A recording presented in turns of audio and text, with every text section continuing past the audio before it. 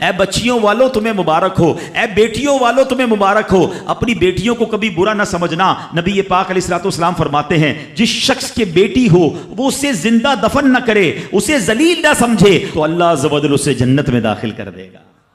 ایک اور جگہ نبی پاک فرماتے ہیں اللہ اکبر، یہ حدیث تو میں کہتا ہوں ختم ہے نا، اس کے بعد الفاظ ہی نہیں بچتے۔ بہت ساری بیٹیوں کی فضیلت کی حدیث ہے، مگر یہ حدیث ادھر جا کے لگتی ہے، دل کو چھو لیتی ہے۔ سنو تو صحیح اس کے الفاظ کیا ہیں۔ اللہ کے نبی فرماتے ہیں بیٹیوں کو برا مت کہو، میں بھی بیٹیوں والا ہوں۔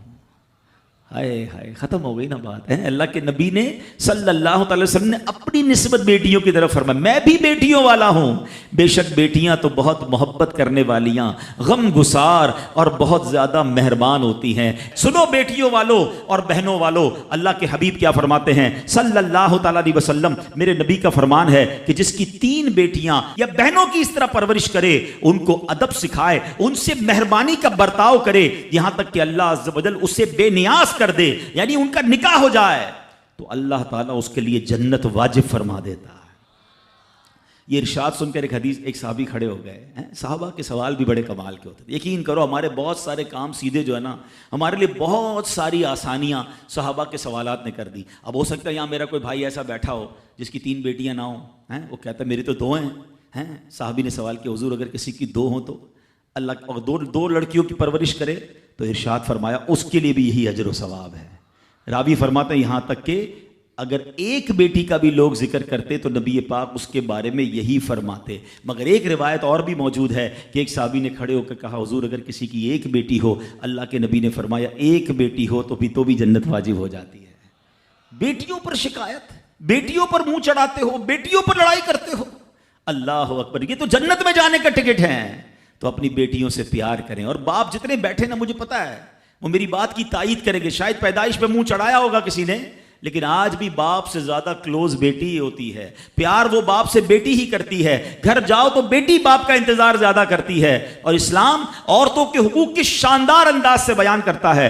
اللہ کے نبی علیہ الصلوۃ والسلام فرماتے ہیں جب کسی کے ہاں لڑکی پیدا ہوتی ہے، سنو، گھر پہ مہمان آئے تو اچھا لگتا ہے نا، اور کوئی بڑا اہم مہمان آ جائے، کوئی بڑے بزرگ آ جائیں تو کتنا خوش ہو جاتے ہیں آپ۔ کئی ایسے بزرگ ہوں گے، کئی ایسے علماء ہوں گے، کوئی ایسی شخصیت ضرور ہوگی جس کو آپ اپنے گھر بلانا چاہتے ہوں گے، مگر آپ سوچتے ہوں گے یار وہ میرے گھر کیسے آئے گا، بہت بڑا آدمی ہے، بڑا مصروف شخص ہے، پسند تو مجھے بہت ہے مگر میں گھر نہیں بلا سکتا۔ سنو، جب تمہارے گھر بیٹی آتی ہے تو پتہ ہے کون مہمان آتا ہے؟ اللہ کے نبی فرماتے ہیں جب کسی کے ہاں لڑکی پیدا ہوتی ہے تو اللہ عز و جل فرشتوں کو گھر بھیجتا ہے۔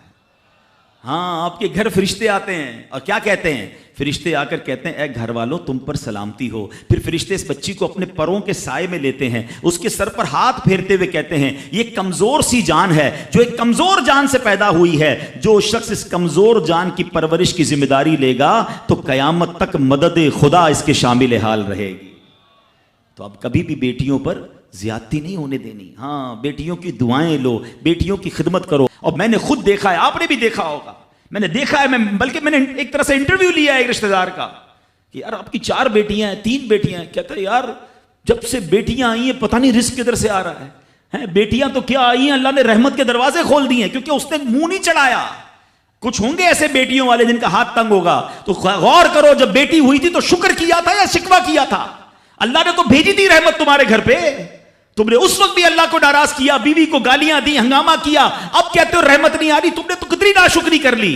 اگر تم سجدہ شکر ادا کرتے، اللہ کی بارگاہ میں رضا راضی رہتے، اللہ بیٹیاں تو دیتا مگر تم پر رحمت کے اور دروازے بھی کھول دیتا۔ اور ہم نے دیکھا ہے لوگوں کے رزق کو بڑھتے ہوئے۔ تو کبھی بیٹی کی پیدائش پر آپ نے منہ نہیں چڑھانا ہے، ہاں، نہ اپنی زوجہ کو تانے دینے ہیں، اور بیٹیوں کا خیال رکھیں، بہنوں کا خیال رکھیں۔